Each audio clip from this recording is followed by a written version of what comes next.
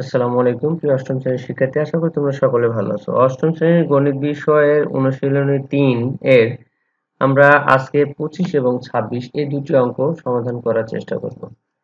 তো চলো আমরা সরাসরি সেটি সমাধান করার চেষ্টা করি।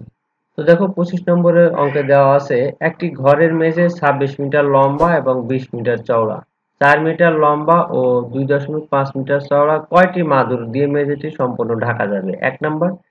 2 নম্বর হচ্ছে প্রতিটি মাদুরের দাম যদি 27.50 টাকা হয় তাহলে মোট কত খরচ হবে? দুটি অংশ আছে, চলো আমরা পর্যায়ক্রমে সেটি সমাধান করি। ঘরটির মেঝে 26 মিটার লম্বা এবং 20 মিটার চওড়া, অর্থাৎ এর ক্ষেত্রফল কত হবে? এর ক্ষেত্রফল হবে 20 গুণ 24, অর্থাৎ দৈর্ঘ্য গুণ প্রস্থ। ক্ষেত্রফলের সূত্র 520 বর্গমিটার। একটি মাদুরের ক্ষেত্রফল কত?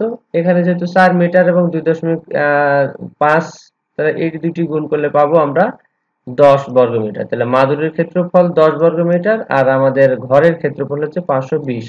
তাহলে 520 কে 10 দ্বারা যদি ভাগ করি তাহলে কয়টি মাদুর লাগবে সেটি আমরা পাবো। তাহলে মাদুরের দরকার হবে মেঝের ক্ষেত্রফল ভাগ মাদুরের ক্ষেত্রফল। মেঝের ক্ষেত্রফল 520, মাদুরের ক্ষেত্রফল 10, তাহলে 52টি। তাহলে একটি কয়টি মাদুর লাগবে? 52টি মাদুর লাগবে। এবার প্রতিটি মাদুরের দাম যদি 27.5 টাকা হয়, তাহলে একটি মাদুরের দাম যদি 27.50 টাকা বা 50 টাকা হয়, তাহলে 52টি মাদুরের দাম 52 দ্বারা 27 গুণ করলে পাবো 1430 টাকা। সুতরাং উত্তর হচ্ছে দুইটি, এখানে অংশ দুইটার উত্তর। একটি হচ্ছে মাদুরের সংখ্যা হচ্ছে 52টি আর খরচ হবে 1430 টাকা। এখন আমরা দেখব 26 নম্বর অঙ্কটি। একটি বইয়ের দৈর্ঘ্য দেওয়া আছে 25 সেন্টিমিটার, প্রস্থ দেওয়া আছে 18 সেন্টিমিটার। বইটি পৃষ্ঠা সংখ্যা 200, প্রতি পাতা কাগজের পুরুত্ব হচ্ছে 0.1 মিলিমিটার। বইটির আয়তন কত?